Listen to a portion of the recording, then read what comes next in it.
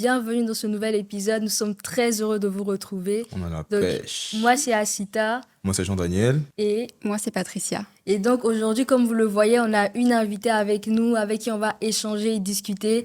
Et je pense que ce sera un agréable moment qu'on va partager ensemble. Je pense qu'on va ressortir de ce temps, de ce podcast, de cet épisode avec des clés, des informations qui nous permettront d'avancer. Pour commencer, déjà, on va essayer de comprendre en fait ce que c'est qu'être aimé, c'est quoi l'amour.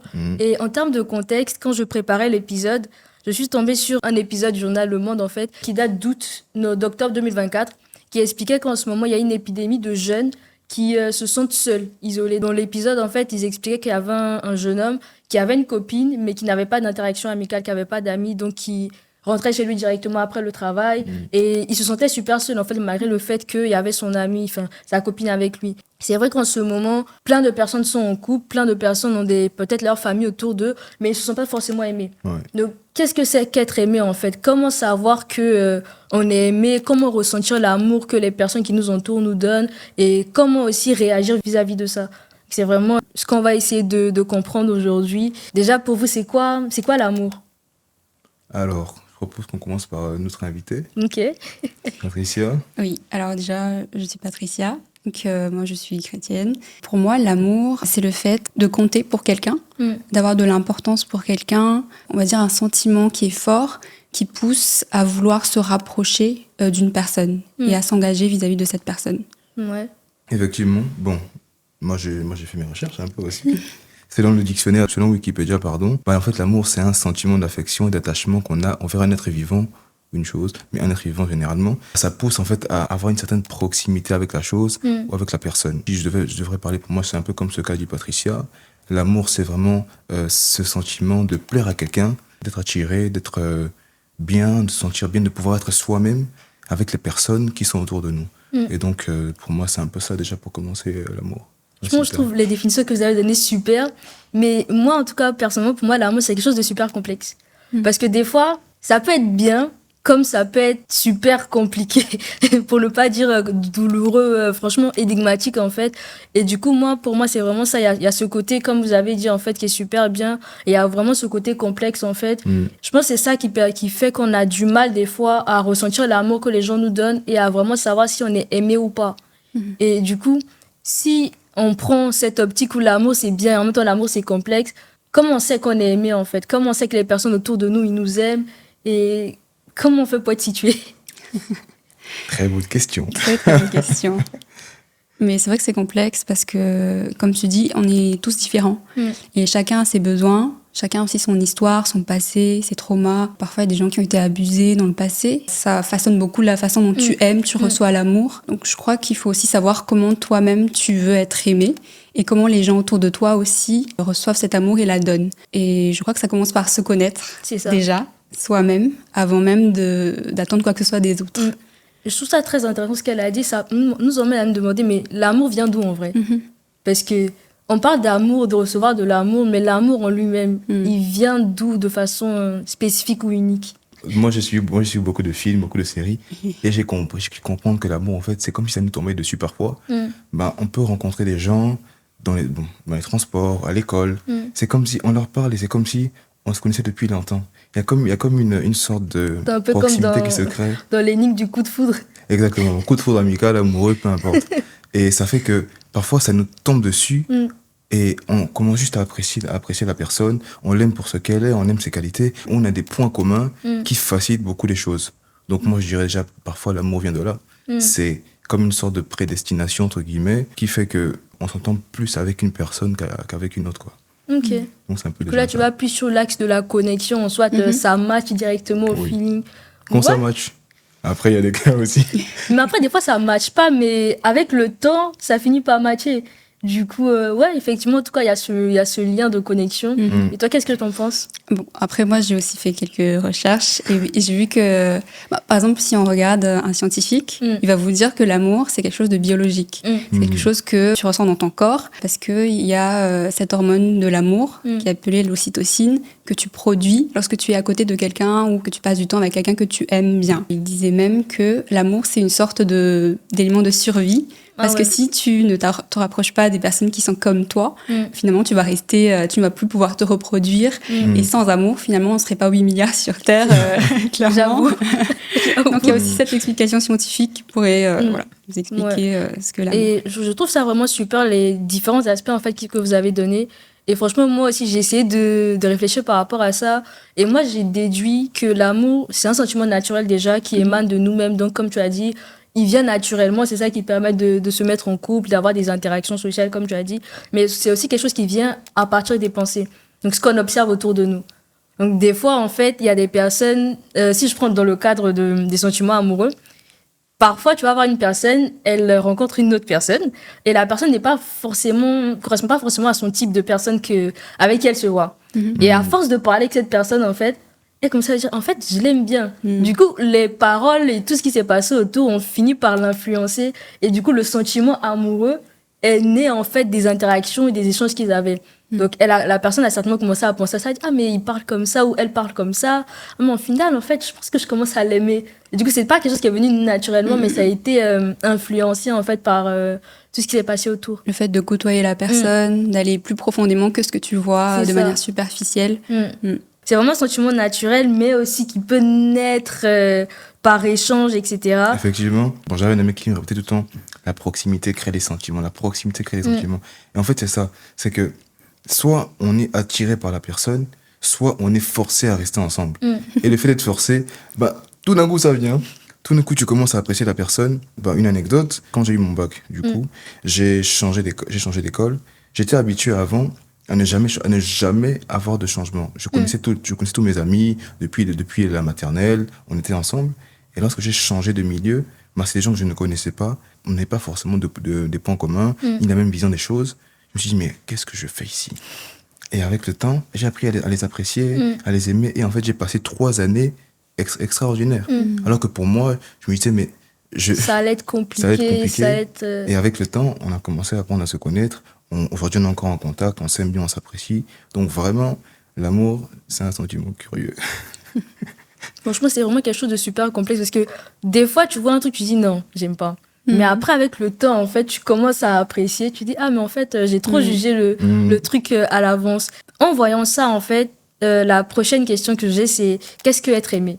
Parce que bon, des fois, on ressent l'amour naturellement et des fois, ça vient avec le temps. Mais c'est quoi être aimé, en fait? Jolie question.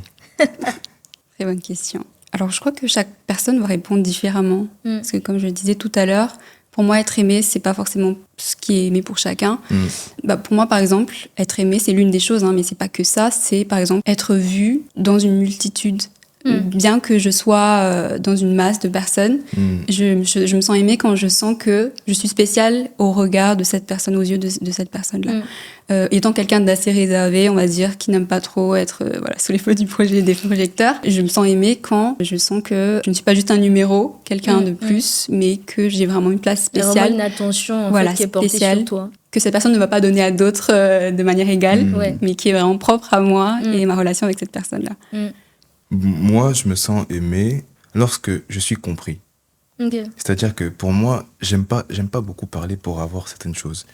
Pour moi, si une personne... Que ça soit spontané, exactement, en fait. Tout est spontané. Donc, je pense à quelque chose, tu y penses. Je me sens d'une certaine manière, tu réussis à décoder exactement ce que... moi, je me dis... Ça, tu demandes des super pouvoirs, là. C'est surtout, en fait, la capacité à observer et à déduire. Dans mon quotidien, je lance beaucoup de signaux, je fais beaucoup de blagues, mais la personne qui va comprendre que quand il dit ça, c'est parce qu'il veut faire ça, quelqu'un qui a le regard observateur... Qui arrive à prévoir, en fait, ce que tu vas faire. Prévoir ou comprendre. Parce que souvent, prévoir, l'homme est imprévisible. C'est vrai. Mais c'est vraiment quelqu'un qui va comprendre ce que j'ai voulu dire, comment je me sens, et qui même pas forcément qui comprend, mais qui fait l'effort de comprendre. Et pas qu'on a besoin de t'expliquer tout du début à la fin, ouais, fais-moi ci, fais-moi... Mais vraiment que ce soit spontané. Pour moi, c'est ça, l'amour. Ok. Je trouve ça vraiment super ce que vous avez dit. Parce que moi j'avoue que quand j'ai vu la question, quand je me suis posé la question, j'avais pas de réponse. Je me suis dit, mais c'est quoi être aimé en vrai? J'ai essayé de chercher sur Internet et du coup, quand j'ai vu la définition du dictionnaire Larousse, et la définition disait être aimé, c'est être l'objet de l'amour de quelqu'un ou de la sympathie. Donc, il n'est pas aimé de tout le monde. Ce qui veut dire que soit c'est comme dans le cas que tu as dit, en fait, c'est vraiment un amour, on va dire dans le cas des relations amoureuses, c'est vraiment un amour où tu sais que cette personne, elle t'aime que toi de cette façon. Elle va pas aimer les autres comme ça. Et après, ou de la sympathie, ou des interactions sociales, tu vas identifier des personnes comme dans l'exemple que tu as donné quand tu as changé d'école. Tu vas finir par aimer ces personnes en fonction des interactions que vous aurez chaque jour. Ouais. Et moi, ça m'a permis de définir le fait d'être aimé comme le fait d'être accepté, d'être reconnu, d'être valorisé ou priorisé par les autres personnes. C'est-à-dire que parce que tu m'aimes, tu mets du temps à part pour moi. Parce que tu m'aimes, tu apprends à me connaître comme tu as dit. Parce que tu m'aimes, en fait, tu essaies de vraiment me donner une place unique, en fait, qui me permet de me dire, ah ouais, en fait, cette personne, elle m'aime vraiment. Ça rassure, en fait, la personne en face de toi, en fait. Après aussi, j'ai essayé de faire une recherche encore plus poussée sur la définition. Parce qu'il faut savoir que c'est vrai qu'on a l'habitude, en fait, de vivre selon nos convictions, selon ce qu'on sait avec les informations avec lesquelles on a grandi.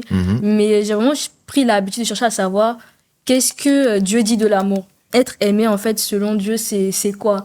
Et j'ai vu que ça concordait avec la définition du Larousse. Et j'ai pris franchement un passage que moi j'aime bien, qui est en Ésaïe 43:4. Bah, on vous le mettra en montage. Et qui dit parce que tu as de la valeur à mes yeux, donc le fait d'avoir de la valeur, parce que tu as de l'importance, donc tu es important pour moi et que je t'aime. Donc franchement, parce que je t'aime, en fait, tu as de la valeur à mes yeux et tu as de l'importance pour moi. Ce qui montre qu'en fait, être aimé, ça revient à la même chose. Avoir de la valeur aux yeux de la personne, avoir de l'importance. Donc je fais tout pour toi, en fait. Et du coup, à la suite, il dit, je donne des hommes à ta place, des peuples en échange de ta vie. Ce qui veut dire que parce que je t'aime, je suis capable de faire tout pour toi, en fait. Et franchement, moi, je trouve que c'est la plus belle façon d'être aimé et je pense qu'on arrive généralement à le faire. Mais par rapport à la question que tu as posée tout à l'heure, il y en a souvent qui sont frustrés parce que eux, ils veulent être aimés d'une certaine manière ou ils ont une vision de l'amour. Gary Chapman appelle ça les langages de l'amour. Il y en a plein qui se considèrent aimés d'une certaine manière, mais lorsqu'ils rencontrent quelqu'un qui aime d'une autre manière, par exemple, il y en a un qui aime les cadeaux, une autre personne qui aime les paroles valorisantes, alors qu'il y en a un qui fait jamais de compliments, comme moi. Ça fait que souvent on est confus. Comment ça se passe en fait quand c'est comme ça, dans ce genre de contexte? Tu veux dire quand, par exemple, je m'attends à ce que l'autre m'aime comme je voudrais être aimée. Ok. C'est compliqué, en effet. Moi, je pense que c'est compliqué et je pense que c'est un peu comme ce qu'il a dit au début, en fait, le fait d'apprendre à connaître l'autre personne. C'est-à-dire que quand on va se rencontrer, on va s'observer. Et certainement qu'il y a certains aspects qui vont faire que je vais aimer comment tu me donnes de l'attention et tu vas aimer comment je vais te donner de l'attention. Donc, chacun de nous, en fait, va recevoir sa part d'amour. Et après, je pense que plus la relation avance, plus ces choses s'affinent. Que ce soit de façon amicale ou amoureuse, on continue d'apprendre à se découvrir. Donc, c'est vrai que tu vas peut-être aimer, moi, je sais que j'aime beaucoup les câlins. Donc, peut-être que moi, j'aime les câlins et que lui, il n'est pas trop tactile. Du coup, forcément, à partir d'un moment, en fait, chacun va faire des concessions. Chacun va faire des concessions et au final, chacun va recevoir, en fait, la dose d'amour dont il a besoin comme il en a besoin, en fait. Mais je suis d'accord avec ce que tu dis, Asita. Je crois que aimer, en fait, c'est donner. Mais pas forcément donner ce qu'on veut donner, mais donner ce que la personne veut recevoir. C'est ça. D'où l'importance de bien connaître la personne qui est en face de toi. Et comme tu disais, d'observer, de regarder, elle aime ça. Donc peut-être que je vais faire un effort, même si mon langage, c'est les cadeaux. Je vais quand même faire un effort pour passer du temps parce qu'elle, c'est plutôt, ou lui, c'est plutôt le temps de qualité. En fait, je voudrais aussi ajouter une parole de Dieu, dans Jean 3,16. Je pense que tout le monde connaît, en tout cas, c'est une parole très connue. Dieu a tant aimé le monde qu'il a donné son Fils unique, Jésus-Christ. Et lui-même, il a donné, c'est son langage d'amour. Et on sait aussi qu'il y a plus de bonheur à donner qu'à recevoir. Voilà. Donc finalement, aimer, c'est se donner. C'est vraiment être prêt à donner plus qu'à recevoir. Exactement, oui. Moi, je trouve ça vraiment super intéressant. Mais là, c'est bien beau. On a vraiment parlé des aspects super positifs de l'amour. Mais est-ce que c'est grave, en fait, de manquer d'amour ou de ne pas le ressentir? Moi, par exemple, je sais que ces dernières années, j'arrivais pas à ressentir l'amour que les gens me donnaient. Et j'ai développé un automatisme qui était de reproduire ce que j'avais observé. Par exemple, si je vois deux personnes qui s'aiment, que ce soit dans le cas amical ou amoureux, je retiens comment ces personnes réagissent quand l'autre leur fait quelque chose de positif et je reproduisais. Ce qui veut dire que comme moi, on me fait quelque chose dans ce sens-là, j'arrive pas à ressentir en fait la marque d'attention. Donc j'essaie de reproduire en fait ce qu'une personne normale aurait fait dans ce cas. Donc est-ce que vous trouvez que c'est grave et surtout comment faire en fait dans ce genre de cas pour ressentir en fait l'amour que les personnes nous donnent? Je laisse Patricia essayer. Aïe, aïe, aïe. C'est pas simple, hein. Alors, c'est pas simple, mais je crois que je peux aussi parler de moi-même, de mon expérience, hein, de ce que j'ai vécu. Parce que moi aussi, très longtemps, j'ai été comme ça, plutôt dans un sens où je n'arrivais pas à recevoir l'amour des gens parce que j'étais dans le rejet. Donc, je manquais de confiance en moi, j'étais dans le rejet et dans l'auto-sabotage, on va dire. Parce que je me disais, je vais faire souffrir avant qu'on me fasse souffrir. Je vais quitter avant qu'on me quitte. C'est ça. Parce que j'ai peur que ça m'arrive. fait moins Donc, mal, en voilà. fait, quand Je c'est veux toi pas qui- me faire écraser. Ouais. Il faut pas qu'on me marche dessus. Donc, forcément, à chaque fois qu'il se présentait une occasion de me rapprocher de quelqu'un, moi, je voyais déjà le pire scénario. Je voyais déjà la fin avant le commencement. Enfin, voilà, ça m'empêchait vraiment de vivre, en fait, et d'avoir des relations saines avec les autres. Je crois que ce qui m'a vraiment aidée, c'est Dieu, forcément. C'est Dieu qui m'a aidée parce qu'il a placé sur mon chemin des personnes qui étaient vraiment comme lui. C'est-à-dire des personnes patientes, des personnes... Vraiment, il fallait des gens patients parce que j'étais colérique aussi. Oui. C'est des gens à qui j'ai fait mal. C'est pas bien, hein, c'est pas bien. J'ai fait du mal à ces gens, mais pourtant ils restaient. Donc j'étais étonnée, je me suis dit, mais pourquoi? Pour moi aussi, ça Comment m'arrivait. c'est possible? Limite, des fois, je disais, mais tu vas encore rester là. Voilà, c'est ça. t'es toujours Après là. ça, tu restes. Et donc, en fait, au fur et à mesure, avec le temps, vraiment, merci Seigneur, parce que ces gens étaient tellement patients ils sont restés. Et en fait, c'est au fur et à mesure que j'ai réalisé que c'est Dieu qui plaçait ces gens. En fait, c'est comme si Dieu me disait, je suis comme ça. Regarde comment cette personne est toujours là, moi aussi. En fait, c'est moi, c'est comme ma main tendue pour toi. Je suis comme ça, c'est comme ça que je suis. Et en fait, au fur et à mesure du temps, j'ai compris ça et ma colère a disparu petit à petit. Et avec cet amour que j'ai ressenti à travers cette personne et que j'ai compris qu'il venait de Dieu, moi-même, j'ai été transformée. C'est-à-dire que je ne voulais plus faire du mal comme avant. Je voulais plus saboter la relation. Maintenant, moi aussi, je veux... Tu étais plus apte à recevoir, en fait. tout ce Voilà, qu'on- c'est ça. Franchement, j'avoue que c'est totalement ça. Parce que même moi, je sais que des fois, en fait, quand j'avais ce type de personne, des fois, je faisais exprès, je dis, vas-y, je sais que tu vas m'abandonner comme les autres personnes. Là, tu fais juste semblant. Mais en fait, j'étais étonnée de voir que les personnes restaient tout le temps là. Ils disaient, mais continue à dire ce que tu veux dire, je vais rester là, en fait. Je dis, mais... Et des fois, je faisais exprès, je reconnais, pardon, si vous regardez la vidéo, mais je faisais exprès de poser des actes, en fait, pour voir est-ce que la personne allait rester jusqu'au bout. Et la personne restait jusqu'au bout. Je me dis, mais c'est pas possible, en fait. Vous avez été conquise par l'amour. Après, c'est vrai que ce que vous dites est très intéressant. Il y a des fois, on est tellement brisé qu'en fait, on n'a pas d'amour à donner. Moi, j'ai toujours tendance à dire que, en fait, l'amour est au cœur ce que l'huile est au moteur. C'est les C'est-à-dire que- citations, hein. T'as vu? J'ai fait mes devoirs. C'est-à-dire qu'on ne donne que ce qu'on a. Donc, parfois, il y en a, ils imaginent l'amour, ils ressentent quelque chose, mais ils n'arrivent pas à le donner parce que soit ils n'en ont pas suffisamment à l'intérieur d'eux, soit ils n'en ont pas du tout. C'est ça, Et si tu n'as pas, tu peux pas donner. c'est ça. Donc, si tu n'as pas et que tu veux donner, tu peux pas parce qu'il y a problème. Et quand tu reçois beaucoup mais que tu ne donnes pas, il y a aussi problème. Donc, il faut toujours un équilibre dans l'amour. Ok. Au travers les différents échanges qu'on a eus, en fait, si vous deviez donner en fait des conseils à quelqu'un qui a du mal à ressentir l'amour, à savoir qu'il est aimé, qu'est-ce que vous lui direz? Alors, bon, moi je me lance. Je lui dirais que c'est normal d'être blessé, d'hésiter, d'avoir peur, parce que souvent aimer c'est aussi risqué. Toi tu dis je t'aime, mais on t'aime pas en retour, tu fais comment? Et c'est blessant, en fait, ça C'est- frustre. Il y en a qui parlent de la loi du karma. Bon, c'est aussi une loi biblique, c'est la semence et la récolte. On ne récolte pas toujours là où on a semé, ni on récolte ce qu'on a semé. Ça veut dire que si tu sèmes l'amour, tu vas récolter l'amour. Pas Peut-être forcément à la personne, pas forcément dans les vies des personnes dans lesquelles tu as semé, mais avec d'autres personnes. Toujours, tu vas récolter. Donc, je dirais, n'hésite pas à continuer à aimer, et tu ne sais pas à quel moment les nuages seront remplis et ta terre sera arrosée. T'as vraiment les... c'est poétique tout J'ai fait ça. mes devoirs, je t'ai dit.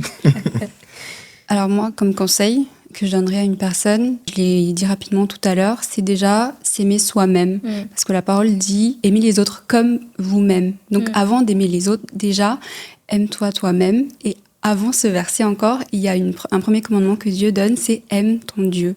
Aime ton Dieu de tout ton cœur. Bon, donc c'est d'abord aimer Dieu, ensuite s'aimer soi-même et ensuite aimer les autres. Donc je conçois que ça soit peut-être compliqué de dire aimer Dieu, c'est facile à dire, mais comment concrètement faire ça? Moi je crois que Dieu, il est partout. À travers, comme je disais, les personnes, à travers ce programme, d'ailleurs ce podcast, qui parle d'amour. C'est une manière pour Dieu de rappeler encore En rose et tout. Exactement, à son peuple et qui l'aime tout simplement. Et je crois que je dirais tout simplement à cette personne d'ouvrir les yeux, de juste regarder autour d'elle, ses amis, ses parents, sa famille, peut-être même ses collègues. Il y a quelque chose là, peut-être qu'il n'a pas pu voir parce que son regard était trop centré sur ses peut-être blessures. Et je ne dis pas que ce n'est pas valide. Bien sûr, chacun ses expériences, c'est valide. Mais peut-être essayer de voir au-delà, d'accepter juste de se laisser faire, en fait. Laisser l'amour vous envelopper sans poser de questions, sans trop réfléchir. Juste accepter cet amour parce qu'il vous transformera et il vous aidera à aimer aussi ceux qui sont autour de vous. La parole dit même, aimez vos ennemis. Alors ça, c'est niveau plus. Mais en tout cas, avant d'arriver là, déjà, ça vous aidera à vous aimer vous-même. Et ensuite aussi les personnes autour de vous. Et ça fera de vous un instrument que Dieu va utiliser pour aimer tout le monde autour de vous. C'est vraiment ça. Et s'il y a des personnes qui regardent cet épisode qui se disent moi je crois pas en Dieu, donc est-ce que parce que je crois pas en Dieu je peux pas recevoir l'amour, je peux pas être aimé? Il faut savoir que comme Patricia l'a dit, l'amour vient de différentes façons. Donc soit au travers tes collègues, soit au travers tes amis, même ta famille en fait, quand ils t'appellent, quand ils t'envoient des messages, quand ils t'offrent tes cadeaux, c'est une marque d'attention, c'est une façon de t'aimer. Et donc être aimé est à la portée de tout le monde, quel que soit ce que tu as vécu, quel que soit ce que tu crois, ce qu'on t'a dit, le mal que tu as pu faire ou qu'on t'a fait, tu es quand même aimé par des personnes autour de toi qui te connaissent ou pas.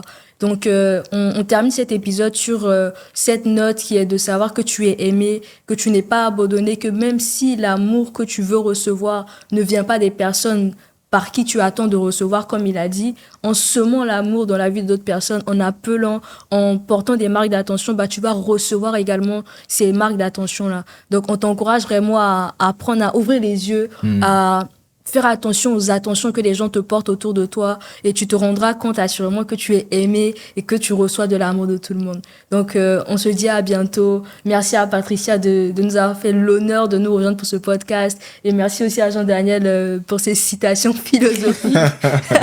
Et on se dit à très bientôt. Ciao.